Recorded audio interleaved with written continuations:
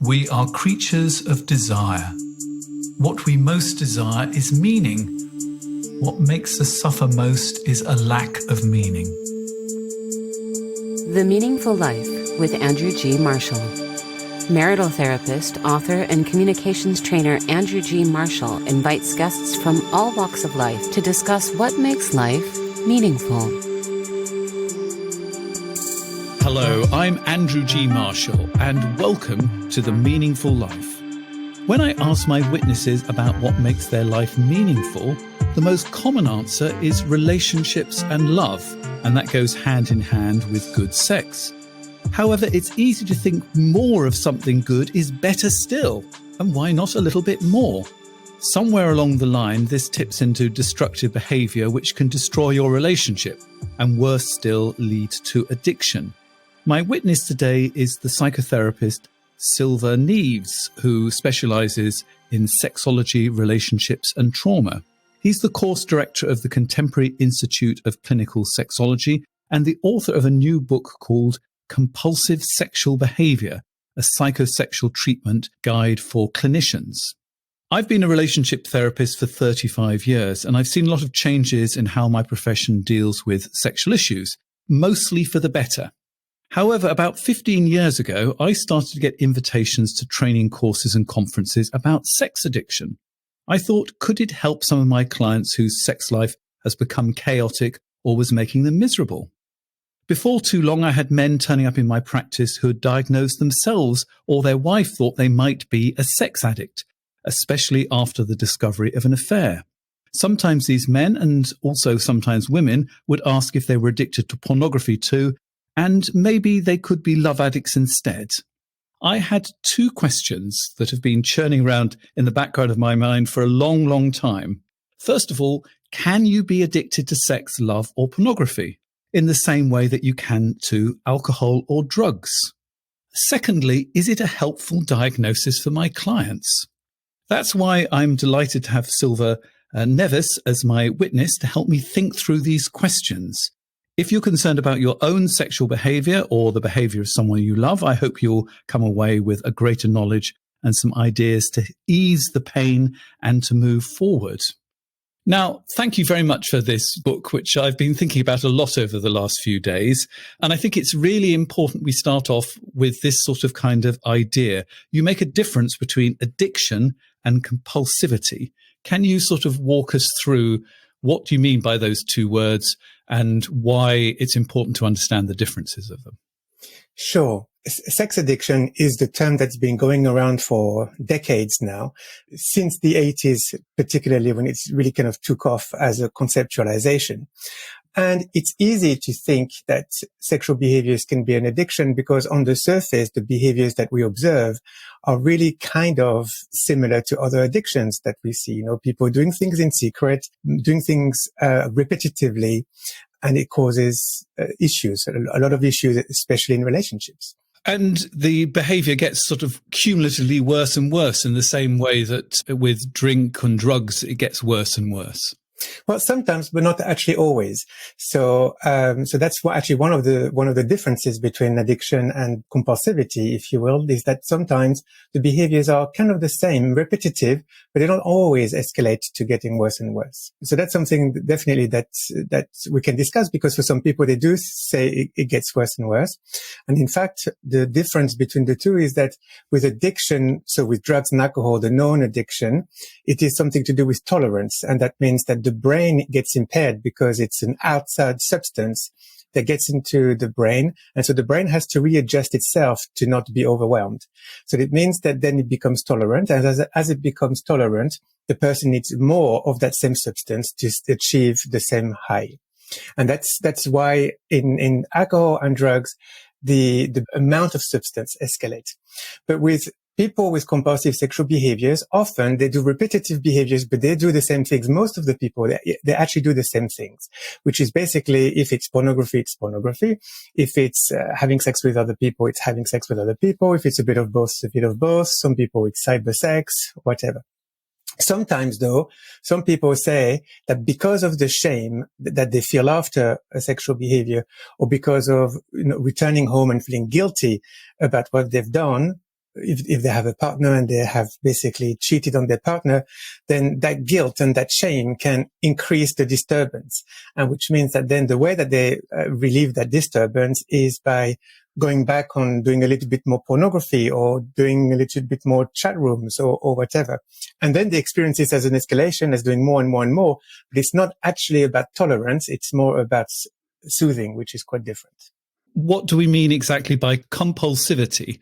Let's define exactly what you mean by compulsivity. Compulsivity is doing something on a repetitive basis to soothe an uncomfortable feeling. And that's all it does. So compulsivity usually does not create any good feelings, but it soothes an unpleasant feeling. For example, people that wash their hands compulsively, it's soothing the anxiety of germs, for example. So it is a coping mechanism. And what other things do we do compulsively so we can get a really broad picture of this? Food is a very common one. So usually a lot of people will say they eat when they're not hungry, but they eat because they have an uncomfortable feeling. Some people have binge eatings, and the binge eatings is very much also quite actually most related to compulsive sexual behaviors. That's really when people feel like they have a deprivation, and so then they binge eat to soothe their sense of deprivation. I see. And we could possibly shop compulsively as well. We can shop, yes, especially online shopping is very easy. Any behaviors can become compulsive if it's the behavior that gives us a sense of soothing. So a lot of people say now that cigarette is not actually addictive in terms of the nicotine is not that addictive, but what is addictive is the habit, the behavioral habit, because that can be a soothing mechanism as well. But anything, some people could be, taking 5 showers a day, and other people could be watching Netflix all day long, and, it could be anything really. Excellent. So does it really matter what we call it, whether we call it sex addiction or sexual compulsivity? Does it really matter? Well, some people said it doesn't matter, but I believe it really does matter. And that's really because addiction in the first place is associated with a disease, and it's associated with a pathology. And as soon as you start to put sex into a pathology category, I think it can do harm for a lot of people because it can increase their shame about their behavior rather than trying to understand it and trying to understand the erotic mind, really. So with addiction, also the addiction thinking, as soon as somebody thinks they're addict, the first thing that they will think of doing is stopping it. And stopping becomes the primary goal of most addiction treatments and most people thinking, I've got an addiction, so I've got to stop it. If that's your primary goal, then you don't get to understand your very complex erotic mind, and you're going to try to repress it rather than anything else. And that is actually can induce what people in the addiction language call relapse, which is that then they're going to go on a binge. And so often it's really not helpful to have that language. We now have some research that shows that having the addiction mindset for sexual behaviors actually increases distress rather than decreasing it. So what we call it is important because what we call it informs what treatment we're going to use. If we think we're an addict, we're going to go for an addiction treatment, which usually combines 12-step programs and some kind of therapy. And that might not always be the right thing for people. I mean, and I think it is incredibly important. I agree with you. What we call it, I think actually the images are more important because the name is less important, but it's the images that it conjures up. And addiction conjures up a huge lot of very negative pictures for us. And we sort of don't need that because when it comes to sex, we already have enough negative images thrown around in our culture. I mean, and this is another thing you talk about that maybe not everybody in listening to the podcast will understand and know. And I think this is another useful thing to lay out: sex positivity and sex negativity. So tell us about that. Yes, you are quite right that the topic of sex is already difficult without adding an extra layer of disease language. And that's because we kind of live in a sex negative world most of the time, although it is changing now. And some countries do better than others. For example, Germany is doing pretty well compared to countries like maybe Spain or, countries that have more kind of religious places. So what's your background? I am French. So I grew up in France. Yep. So tell us about the French culture and sex. Because we think the French are really great lovers. That's the image that the English have. Well, that's not really quite true, really. The thing about France is that it is a secular country. So the French people really pride themselves with being secular, and that means they can criticize the religion. So there is a lot less religious thinking when it comes to sex. And I think a lot of the countries that are quite sex negative, there are countries where there is high religiosity. It doesn't matter what religion. Typically, religion has some strong opinions about some sexual behaviors. So in France, we don't have that. So that's the positive part of it. However, in France, there's still quite a lot of tradition around monogamy and marriage. And so they also don't quite understand things like polyamory, for example, or they will think it's alternative. And there is still a lot of misogyny in France. And so, the kind of like gender roles are still pretty set. So, it's not all great, but we definitely don't have that kind of religious thinking about sex. For example, when in the 80s, when Madonna was famous, really quite famous, the entire world was shocked that she was topless, but the French people were shocked that she wore a cross, So that's just to kind of, illustrate a little bit about the differences. And I think it's really helpful for people to think about the messages they got about sex when they were growing up. I often ask people, tell me how you learned about the birds and bees, which is the English way of talking about sex education. I mean, for example, at my school, we started off, and I can't really quite work out why this was, we started measuring the length of willow leaves. And we spent a lot of time talking about how amoebas split and things like that. We spent very little time talking about actual sexual intercourse. Mm-hmm. But we certainly didn't talk anything about pleasure or anything else like that. So what messages did I get about that? So the message I got was it was something biological, and it was something that our teachers were terrified to talk about. Mm-hmm. That doesn't add up to sexual positivity. So what is sexual positivity? Yeah, you're quite right. Sex education is so poor in all the countries. Even France is it's really bad. And people do get that. They get the sense of the biological, not even the right information about biology most of the time anyway, but nobody talks about pleasure and nobody talks about consent, actually, which is even more worrying, although it is changing. But yes, sex positivity is basically getting the right information about what sex is, and that is basically pleasure focused, because we know that having sex for procreation is actually a very, very small percentage of the desire to have sex, and most people want to have sex for pleasure, not procreation. And also people use sex for soothing, and that is another thing that we don't talk about very much, and people think it's wrong, but actually it's a very good functional part of having sex.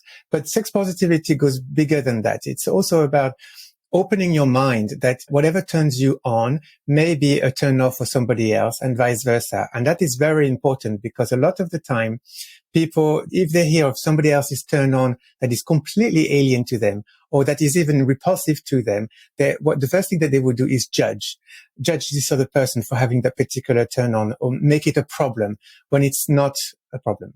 So give us an example of the sort of things you're talking about, these sort of individual turn-ons that might surprise us, but your patients or your clients have brought to you. Well, it could be a heterosexual couple not wanting intercourse, for example. And if they actually talk about that at, a dinner party, not that we talk about sex at dinner parties, but if they did, it's really likely that other people would think, oh gosh, they don't want penetration, there's something wrong with them. That's not real sex. I think I have clients that would say that. Right. Exactly.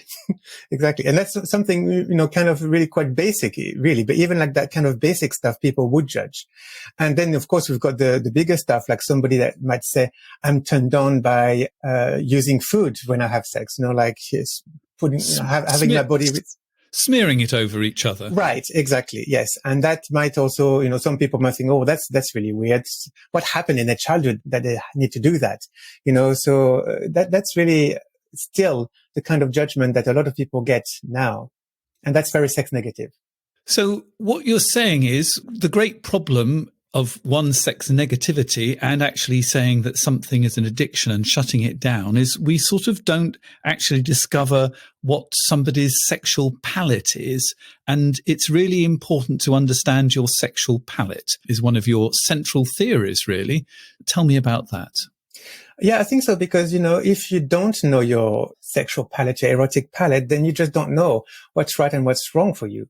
And actually, every palate is different from one person to the other. It's kind of like saying to somebody, I like seafood, and then somebody else says, well, I don't like seafood. Well, that's what it just is, right? You can't just force somebody liking seafood if they don't. And your erotic palate is the same. There are going to be some things that are going to be really pleasurable for you, something that you're going to love to have in your sex life, some things that you're going to need to have in your sex life most of the time when you have sex in order to be turned on. And there's going to be other things that you might want to have sometimes in your sex life, but not always. And there are some things that you just never want to have on your plate. So it's really the same thing, but you have to know that. And many people, because of the poor sex education and the sex negative world, they don't spend a lot of time actually exploring their own erotic palette. So it means that they can have sex or engage in sexual activities all their lives, being quite in the dark. And then when there is an issue, for example, when they start to cheat on their partner, which is, cheating is a behavior that causes a lot of damage in a relationship and hurt people. But often some of those people will do that on a almost subconscious level, but in a way to say that's the erotic palate that says, I actually need that bit. You're neglecting that bit, but it's really important. And that's how, unfortunately, often they discover some bits of the erotic palate is by doing something that's outside of the commitments. And then there is a terrible shock because they arrive after the man has been discovered looking at transsexual porn, for example. I mean, the shock for the partner is huge because the idea is if he is watching transsexual porn, he wants to be with a transsexual, and I'm not going to be enough for him. So on one level, I'm sitting here thinking, yes, we all want to get in contact with our sexual palate and understand ourselves better. But what if I'm into food and you're into transsexuals? Sorry to give you that.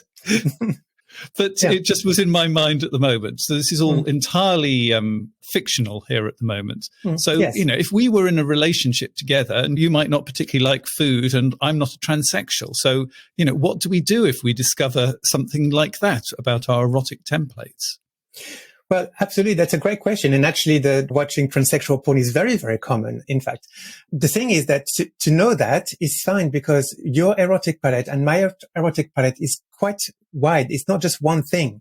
So maybe the food is one thing for me and transsexual is one thing for you, but actually there's other stuff that we want in our banquet. And maybe there are some food that we both enjoy or some parts of our erotic palette that we both enjoy, right? And then we focus on that as a couple. And it's actually also needing to accept, and that's part of sex positivity, accepting that our erotic is sometimes wider than what the partner can meet. And so if we can find some common element of our erotic template to be in a relationship, then that's great. But also accepting that maybe the transsexual erotic part needs to be met in a different way, maybe through masturbation and porn, privately, without your partner being involved. And why would that not be okay? It could be that the transsexual porn and the food are a doorway to something else. So the food, it might be a lot about sensation. So, it could be I'd go from there to massage, for example, or smells or all sorts of other things that could be a door where we could find lots of things that we might enjoy doing together. Exactly. Absolutely. And sometimes it might be that once in a while, you might decide to just do something for your partner rather than just for you and just focusing on them and think, okay, well, that day, let's introduce the food. That's okay. I'll do that for you. And that's a very beautiful thing to do, isn't it? Absolutely. So pornography generally gets fitted in, particularly if you've got the addiction mindset, into pornography bad. Now, I'm sure you're going to say it's more complicated than that. So if your partner is watching pornography, or if you're watching a lot of pornography yourself, how concerned should you be? Well, you don't need to be concerned if it doesn't actually cause any problems in your life other than shame, because shame you will feel, that's for sure. And that's, again, because we live in a sex negative society and because there's so much noise at the moment about pornography being bad, that even if you watch pornography once a week for 5 minutes, you might actually end up feeling bad afterwards because of the shame that society induces on us about that. So the thing with pornography that we know at the moment, and there's actually quite a lot of research that's been done on pornography and more is coming, which is great, is that pornography is definitely not addictive. That's what we know so far. And that there is no normal as to how much pornography you watch. There's no threshold as to when we can think it's good or bad. So it's very subjective.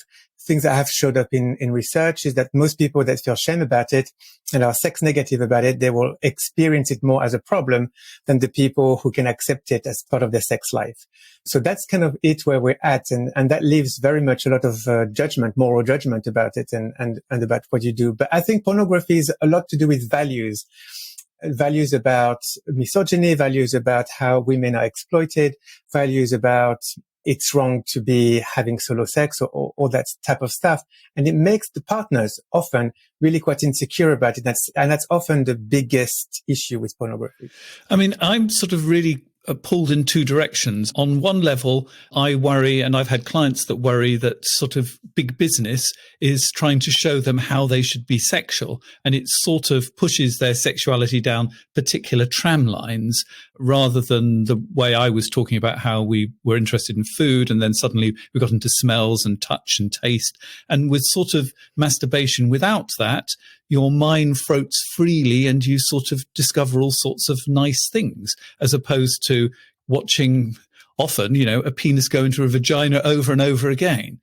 But then at the same time, it can introduce you into other ideas and can actually help you begin to find things in your sexual template that you might be interested in. So I feel really pulled in two directions. I wonder if you feel pulled in two directions with pornography. Exactly, because it's not just one right answer about this.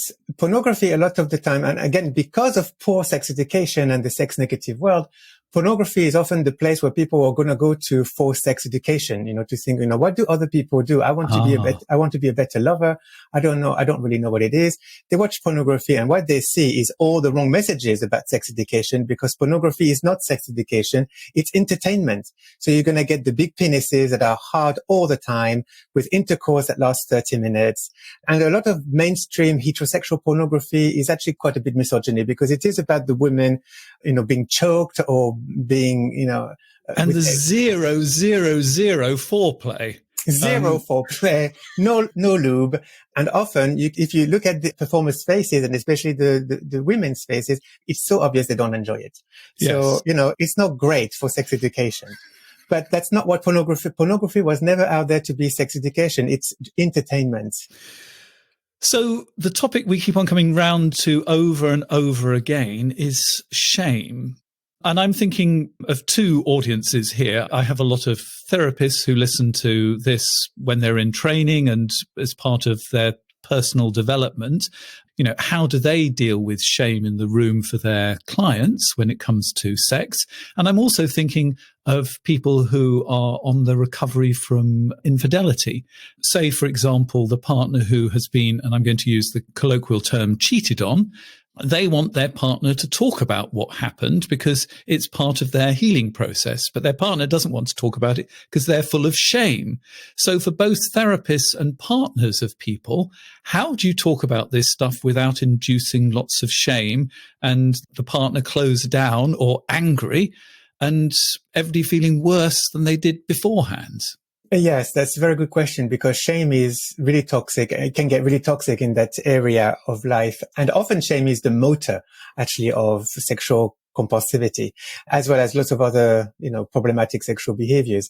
And it's such a sensitive topic that you can increase shame very quickly, either as a therapist, but also as a partner, just by the raise of an eyebrow.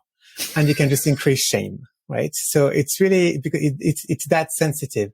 So the best way to approach the subject is by kind of like sitting down and thinking, let's be curious about it and let's talk about it as an exploration rather than talking about it as in, let's find out what went wrong. Because as soon as we start to think about, let's find out what went wrong, you're automatically engaging in a conversation of, you have a problem that we're going to fix. And that is actually one part of shame increasing. And then that's when the person who feels the shame, obviously are going to shut down because they're going to try to protect themselves against more shame. So let's do a few practical things. So if you are somebody who, for example, you're listening to this podcast because your partner said you're compulsive or you're an addict when it comes to pornography or sex. Maybe this is all coming after an affair. So you've got some sort of ways that people can repair the damage with their partner. And I've got various steps from your book that I'm going to talk you through, because I think these would be really useful for people to understand. So this is if you are the partner who's been found out after infidelity and your partner is really upset about what you did with the other person. It might not even be anything particularly unusual, the sex, but they are feeling very, very hurt. So the first thing you talk about is the language of accountability. What is the language of accountability and how do you use it? Language of accountability is by owning your erotic palette. So it means that first you have to get to know what it is.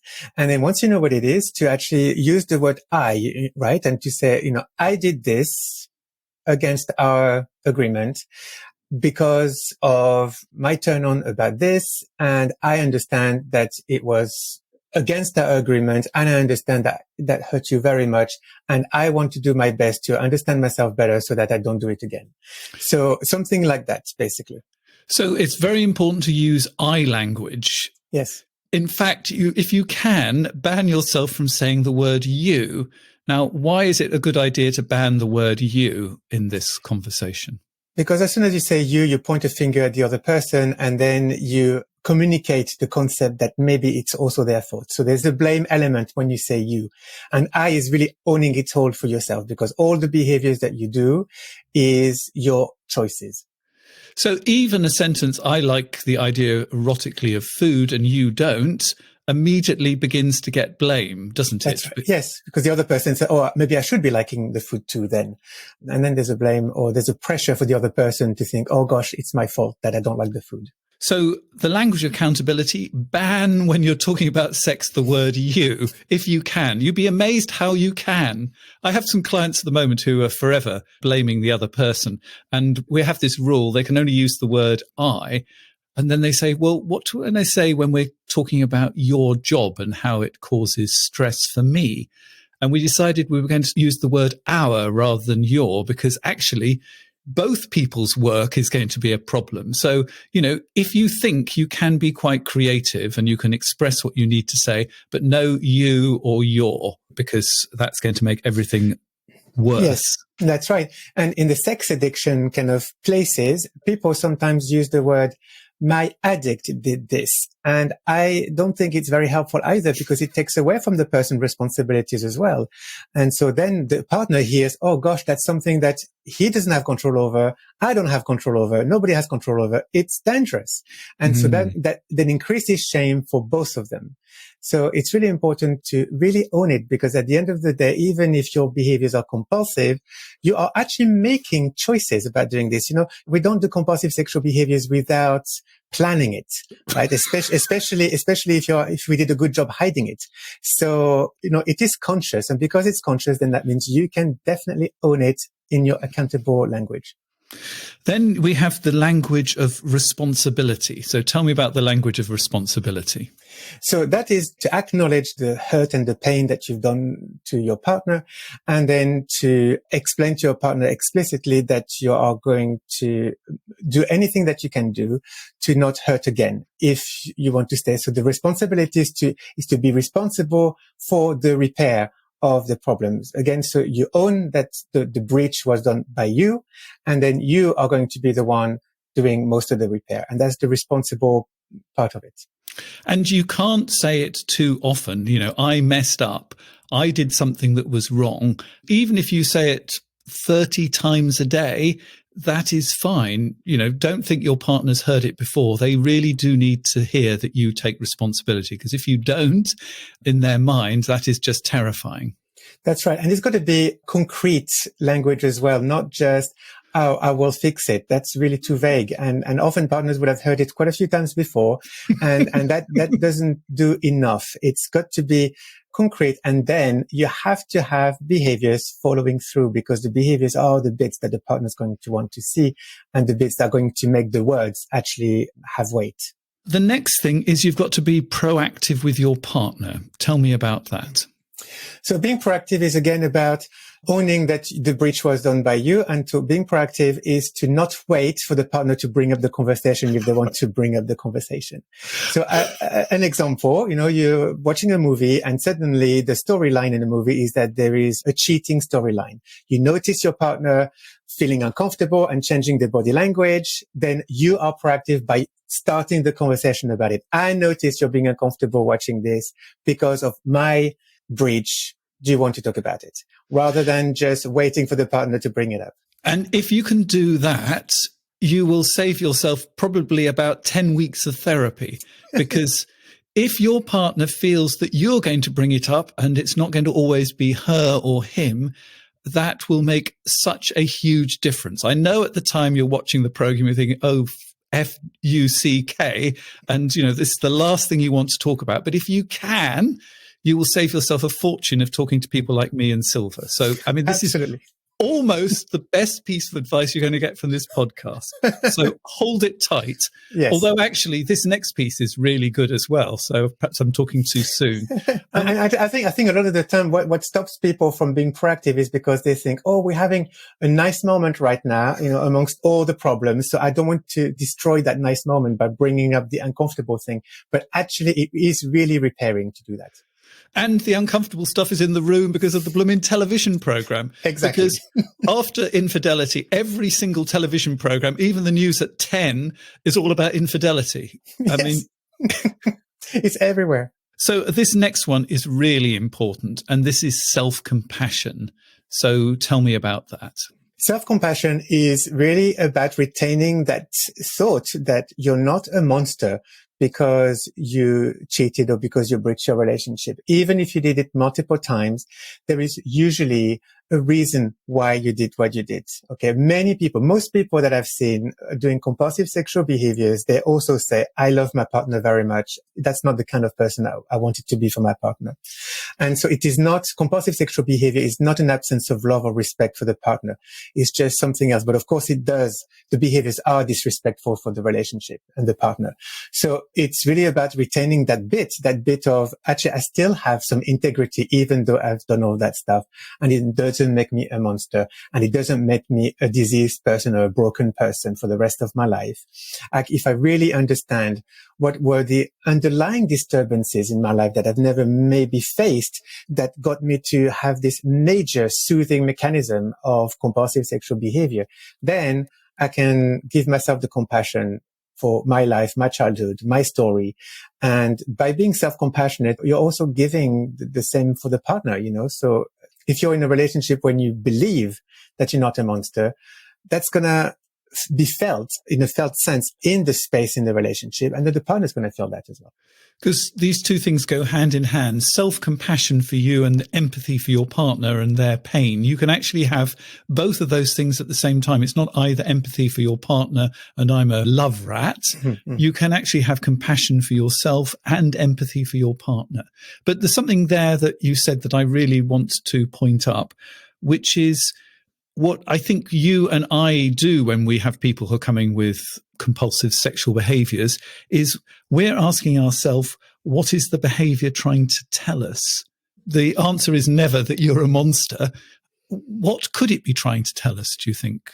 Usually it tells us that something is not right on a regular basis. For a behavior to be a soothing behavior that is repetitive to the point of compulsion, it means that the underlying disturbance has to be chronic. It's really different from people to people, but for some people, it could be just as, I say simple, it's not simple, but it can be just as being in the wrong job, feeling like a failure every day at work. And that is a chronic disturbance that you have, and that you're going to want to soothe that. And one way that people soothe it is by going to a sex worker, for example, and then feeling in control or feeling good about themselves for that one moment, feeling a good lover, feeling that they're not a failure. For other people, it could be something that's happened in childhood, like a trauma, and they're actually experiencing in their daily lives some post-trauma disturbance, but they cannot associate it with the childhood trauma. So it feels like discomfort in their own skin, not feeling good about themselves. They just don't know where it comes from, but they just have that continuous sense of not being good enough or being bad or being wrong. And when that is a chronic disturbance, then that's when the compulsive sexual behavior comes in. And the important thing, I think, that you're saying, Silva, and I'm just going to point it up, is that we think that if it's a sexual issue, then the underlying problem must be a sexual issue as well. And that, I think, we have to move past, because particularly for men are told not to pay any attention to their feelings. They're not allowed to pay attention to their heart, to use the image, but they're given a lot of permission to pay attention to their penis. And if you don't listen to your heart, and it's impossible to listen to your heart, the sort of messages will be sent down to your penis instead. So it might be being expressed through the penis, but it actually might be from an entirely different part of your life. Do you agree with that? Absolutely. Yes, that's exactly right. And sometimes people have experienced erections with people they don't have any attachment to, like pornography or a sex worker or a casual person. And they experience the erection problems with their partner because there is something about the relationship, but again, it's about them. That's people feeling not a good enough partner. And so, as you say, the heart and the penis, they might not have an erection with their partner because they don't feel good enough. But with a sex worker, they don't mind so much what the sex worker is going to think of them. There's no skin in the game, so to speak. Exactly. And so often the wanting to go and have sex outside of the relationship is again about thinking for themselves, feeling, oh, I can be a good lover because things are working. I feel in that moment, I feel like I'm not a bad lover. But it goes back to what you were saying. It goes back to a lot of men's self-esteem is attached to their penis and how much it works, rather than just looking into their heart and rather than looking into, hey, here I'm just feeling really anxious in this relationship. So let me just look at that. Let me look at my emotions. Oh, that is a scandalous idea. So let me take you back through the help to repair damage with your partner. And there's one more, we'll put that on the end. You need the language of accountability, the language of responsibility. Be proactive with your partner. Bring it up rather than waiting for them to bring it up. Use I language. Have self-compassion for yourself, empathy for your partner. And this is a lovely one. Thank you for this one as well, Silva. Take breaks. Tell me about that. Yes, sometimes you've got to have a respite from all the problems and all the issues in your life, whether it's, if there is a discovery of compulsive sexual behaviors, obviously a relationship is not going to be a comfortable place for quite a while whilst the repair is happening. Work might not be great. Life is always busy. Many people have children as well, which always need to be taken care of. Nothing stops, even when there's a discovery of compulsive sexual behaviors. And sometimes it can just be too much for both the person with the compulsive sexual behaviors and the partner. And sometimes it's important to allow ourselves to say, hey, you know what? Let's just have a respite about this for a moment. Let's just breathe. Let's just do nothing, think of nothing, go somewhere else, and just not talk about this. And let's be really British. Let's just have a cup of tea for a moment. Yes, but enjoying it mindfully. And don't feel that one conversation is going to solve all of this. And if your partner knows you'll come back to this subject because you bring it up, they will let the conversation drop. They keep on because they're frightened that if they stop now, you're never going to talk about it again. Yes. So if you are prepared to bring it up yourself, I saw that you looked upset just then. They're going to, when you've had too long and the shame is building up, they're going to allow you to say, look, can we take a break now? Because they know that you'll bring it up again. You could even say, let's have a cup of tea, a break for 15 minutes, then we'll come back and we'll carry on with it. But I think breaks are very important. Very important, yes. And for partners, one of the things that they fear the most is their heart break to be invisible. Because when compulsive sexual behaviors then becomes to the surface, there is a lot of help for people with compulsive sexual behaviors. Mostly, sex addiction help, but, there's also modern psychotherapists that work differently from the addiction. But anyway, there's a lot of therapists that work with problematic sexual behaviors and very few that work with partners of people with compulsive sexual behaviors. There's not so many groups for partners of compulsive sexual behaviors. There's not so many books about that either. So often they feel kind of like, well, I'm the one heartbroken, but my partner who's done the cheating is the one getting all the help. And then on top of that, if it's not the conversation, if there's no proactivity in the conversation with the partner, with the person with the compulsive sexual behavior bringing up the issue, then very quickly partners can feel like, well, I'm just erased here. My pain is invisible and everything's brushed under the carpet. And that's just one thing that partners fear the most about. That's why a lot of the time they are the ones that keep saying, hey, I exist. Please see me. Well, we're going to see somebody who is actually going through this in just a moment.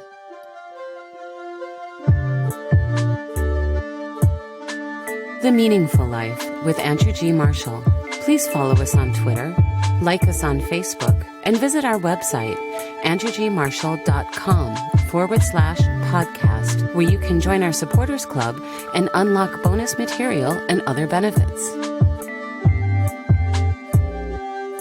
One of the advantages of becoming a supporter of The Meaningful Life is that you can write a letter to us. And here is one that I think is going to speak to Silva.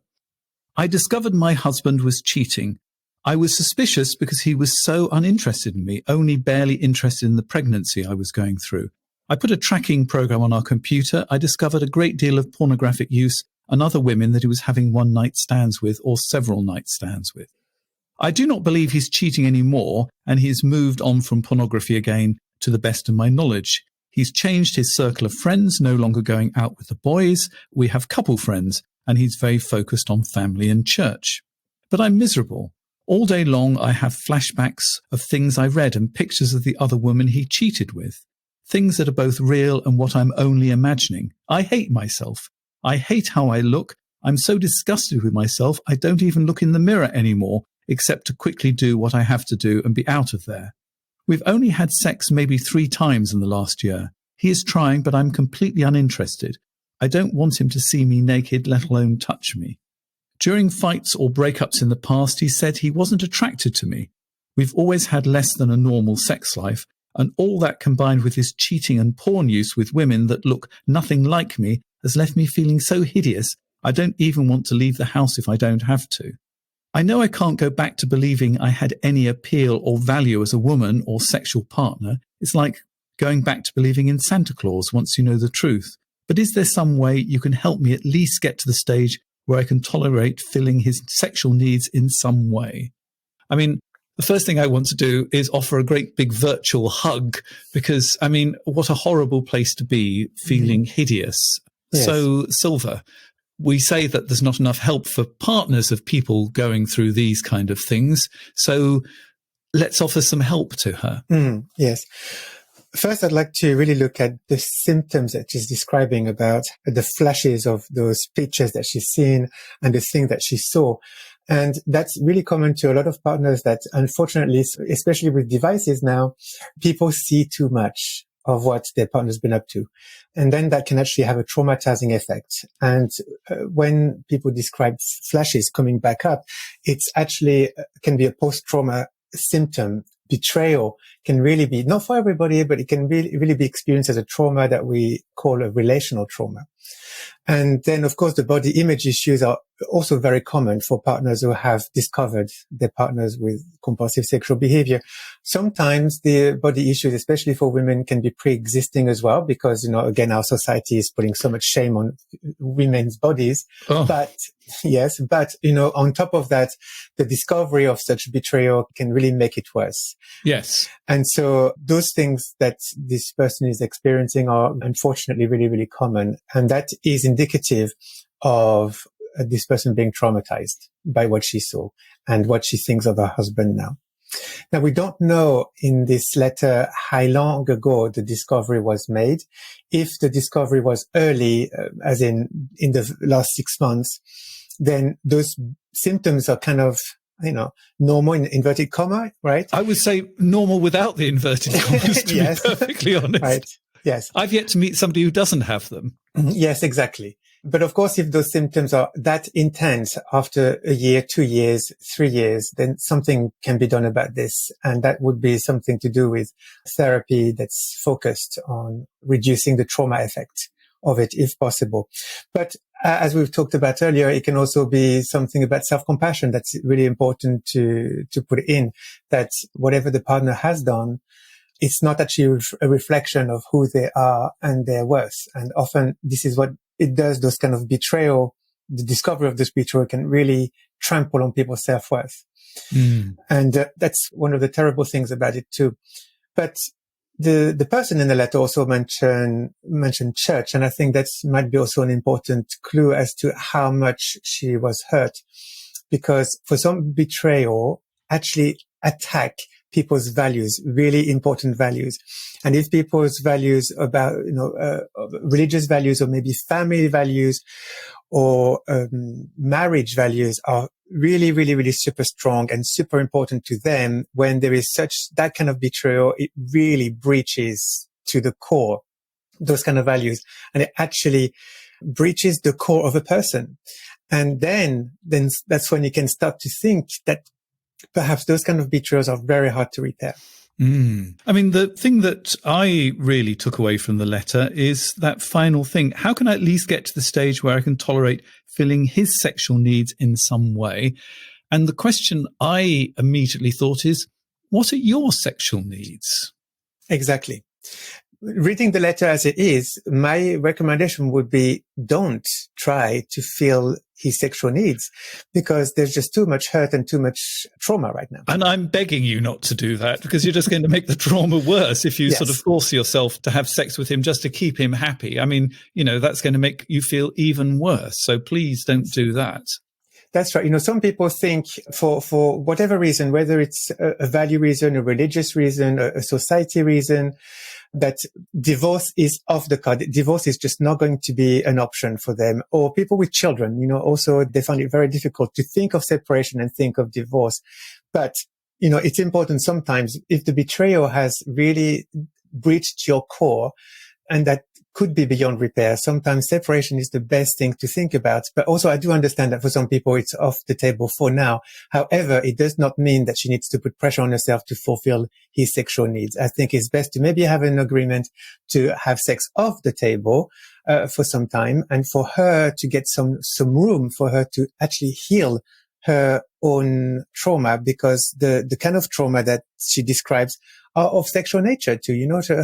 She feels bad about her body, and I bet she might just find it very difficult to readjust to seeing her husband as her husband, because this husband is not the husband she married. And so now she might actually be feeling disgust by his behaviors, associating his behaviors and the thing that she saw on the computer to him. And, if she is going to try to force herself to have sex with somebody that she feels really not good with, that's going to be re-traumatizing. So it might, when she's getting in a little bit of a better place, it might be helpful for her to start thinking about what actually are her sexual or erotic turn-ons. And my guess is that they're going to be not something that goes straight to the vagina and the breasts, which I'm afraid to say from 35 years, a lot of counselling with men and women, a lot of men go straight for the vagina and the breasts. So she's got to discover what turns her on rather than responding to his sexual turn-ons. So how does she start to do that? Well, it sounds like for her, she might need to start by making friends with her body, because, we have sex with our bodies as well as our mind. And right now it sounds like her body is a bad place. So, if she can find some ways to look at her body and finding that her body, that she can be comfortable in her body as a person first, as a woman, then that's already a great job done. After that, it's being comfortable with her body and then feeling sexy, because, when we have sex, we have to somehow feel sexy. So I think she almost needs to get back into her body. I'm sort of feeling that what would be nice would be, to go to the spa the day of pampering, just so you're actually nice to your body, actually have a non-erotic massage, when you're there, get somebody touching the whole of your body. So you're actually feeling in your body and you're doing something nice for it. So you're actually beginning to have a relationship with it. And actually, if you're really stressed like she is and really feeling in a bad way, a massage will actually make you feel much more together and better. So, I think a lot of self-care, a lot of self-pampering, and I think that with a break from sex and really thinking about whether you want to be in this relationship might help you move forward. I hope that's helpful. Yes, absolutely. And also I think to not let her critical thoughts get away with it, because I am guessing she has a lot of critical thoughts going on in her mind, but there's also a kind voice somewhere that she might not hear so often. And so I would just really encourage her to really listen to that kind voice that she has somewhere inside, and using that kind voice to argue every single time with her critical thoughts, critical thoughts like, I'm fat, I'm not good enough, I'm bad, I don't deserve the pampering day. All those stuff are critical thoughts. And as soon as they come up, she has to argue with them. You deserve that day of pampering for yourself. Yes. And we will hear no arguments about it. Exactly. So the book, I have to say, is brilliant, but it really is much more for therapists than for the lay reader. I will get some suggestions from you for the lay reader, and we'll put those in the show notes. But if you are a therapist in any shape or form, get this book and get it now, because it will give you a lot of food for thought and make you feel a little less alone when sexual problems come into your therapy room. So as I've had you a witness here on The Meaningful Life, I have to turn the tables on you and ask what makes your life meaningful, Silva? For me, what makes my life meaningful is connections, really, for me. Connections with my loved ones, and sharing our stories and having a laugh together and sharing food with my loved ones is a really strong place of meaning for me. And also connection with nature. Forest and sea are my favorite places of connection. And because that's the grander connection, I think, the nature. And then actually my work is making my life very meaningful because it's also about connection, connecting with my clients and helping them connect meaningfully with their loved ones. It's a great place of meaning for me too. I mean, what's it like being a sex therapist when you actually get into the bedroom? Can you actually leave all of that stuff outside and just enjoy yourself, or is that difficult? I mean, I must have known hundreds of sex therapists, but I've never actually ever asked them that question. Can you leave all that stuff outside the door and just be yourself, or does it sneak in under the door?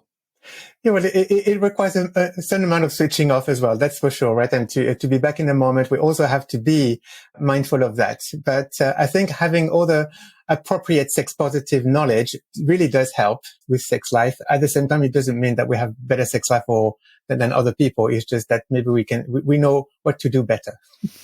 Well, thank you very much. I don't want to finish this conversation, and I won't be, because for people who are supporters of The Meaningful Life, the conversation continues. I'm going to ask Silva the 3 things he knows to be true deep down. And I think we'll actually also look at the 3 key things that therapists can do. So if you're a therapist and you want to find those out, you know what to do. Here's details of how to become a supporter. You've been listening to The Meaningful Life with Andrew G. Marshall. You can follow Andrew on Twitter, like him on Facebook, and please leave a review wherever you consume your podcasts. Making, editing, and distributing The Meaningful Life comes with substantial costs, and we'd like to ask for your help.